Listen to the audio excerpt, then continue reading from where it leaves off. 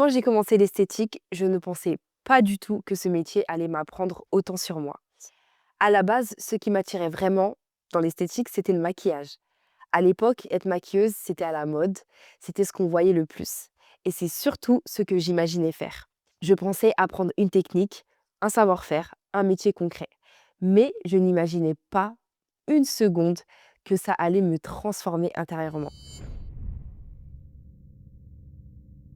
Et puis au fil de ma formation, j'ai découvert tout l'univers de l'esthétique, que ce soit le soin, le contact, le relationnel. Et là, quelque chose a changé. Je me suis rendu compte que finalement, j'avais beaucoup plus d'attirance pour le soin que pour le maquillage. Pas juste le soin en lui-même, mais tout ce qu'il représentait. Très vite, ce métier m'a appris que j'étais plus patiente que je ne le pensais, que j'étais beaucoup plus à l'écoute et beaucoup plus sensible. Et au début, je ne savais pas trop quoi faire de cette sensibilité. Mais avec le temps, j'ai appris à reconnaître l'humain. J'ai appris à faire la différence entre le besoin et l'intérêt, à apprendre ce que les gens viennent chercher au-delà du soin. Dans ce métier, on touche à l'intime, on écoute des histoires, on reçoit des émotions. Et surtout en socio-esthétique, j'ai appris quelque chose de très important. Écouter sans juger, mais aussi savoir me protéger émotionnellement.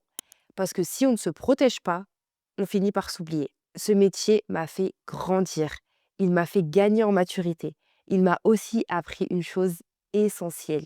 Il y a toujours pire que soi. Et loin de me tirer vers le bas, les histoires des autres m'ont permis d'évoluer dans mon propre parcours, de relativiser, de prendre du recul, de mieux me connaître.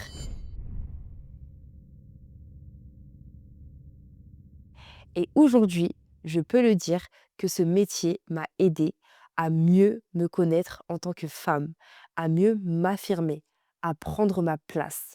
Et non, je n'aurais jamais été la même personne sans l'esthétique, et même sans la socio-esthétique d'ailleurs. Il y a une chose que je n'avais absolument pas prévue en choisissant ce métier, c'est la responsabilité humaine. Parce que ce métier, ce n'est pas juste des gestes techniques, ce n'est pas juste un soin. L'esthétique, c'est de l'humain. Et l'humain, ça demande beaucoup.